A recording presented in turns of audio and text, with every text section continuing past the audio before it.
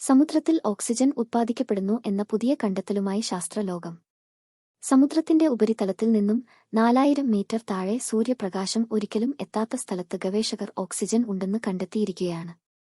Dark oxygen എന്ന് വിളിക്കപ്പെടുന്ന ഈ പ്രതിഭാസം ജീവജാലങ്ങളുടെ അഭാവത്തിൽ ഇത്തരത്തിലുള്ള ഓക്സിജൻ സൃഷ്ടിക്കുന്നത് ആദ്യമായിട്ടാണ്. മനുഷ്യൻ ശ്വസിക്കുന്ന ഓക്സിജന്റെ ഏറിയ പങ്കും കടലിൽ നിന്നും ബഹിർഗമിക്കുന്നവയാണ്. കടലിൽ അൽഗേകളാണ് ഓക്സിജന്റെ ഉത്പാദകർ എന്നാണ് ഇതുവരെ വിശ്വസിച്ചിരുന്നത്. ഇത്തരം പ്രവർത്തനം നടക്കണമെങ്കിൽ കടൽ സസ്യങ്ങളിൽ സൂര്യപ്രകാശം തട്ടി ഫോട്ടോസിന്തസിസ് നടക്കണം. എന്നാൽ സൂര്യപ്രകാശം കടന്നു ചെല്ലാത്തിടത്ത് ഫോട്ടോസിന്തസിസ് ഇല്ലാതെ ഓക്സിജൻ ഉത്പാദനം നടക്കുന്നതായാണ് ഗവേഷണം പറയുന്നത്. പരീക്ഷണ ഉപകരണത്തിന് തെറ്റുപറ്റിയതാവാം എന്നാണ് ആദ്യം വിചാരിച്ചത്. കടൽ ജലത്തെ ഹൈഡ്രജനും ഓക്സിജനുമായി വിഭജിക്കുന്ന പ്രകൃതി ദത്തമായ ലോഹ ന്യൂഡ്യൂളുകൾ വഴിയാണ് ആഴക്കടലിൽ ഓക്സിജൻ ഉത്പാദനം നടക്കുന്നത്. ഈ ന്യൂഡ്യൂളുകൾ വളരെ ഉയർന്ന വൈദ്യുത ചാർജ് വഹിക്കുന്നതായും ഗവേഷകർ കണ്ടെത്തി. സമുദ്രജല വൈദ്യുത വിശ്ലേഷണത്തിന് 1.5 വോൾട്ടേജ് മാത്രമേ ആവശ്യമുള്ളൂ.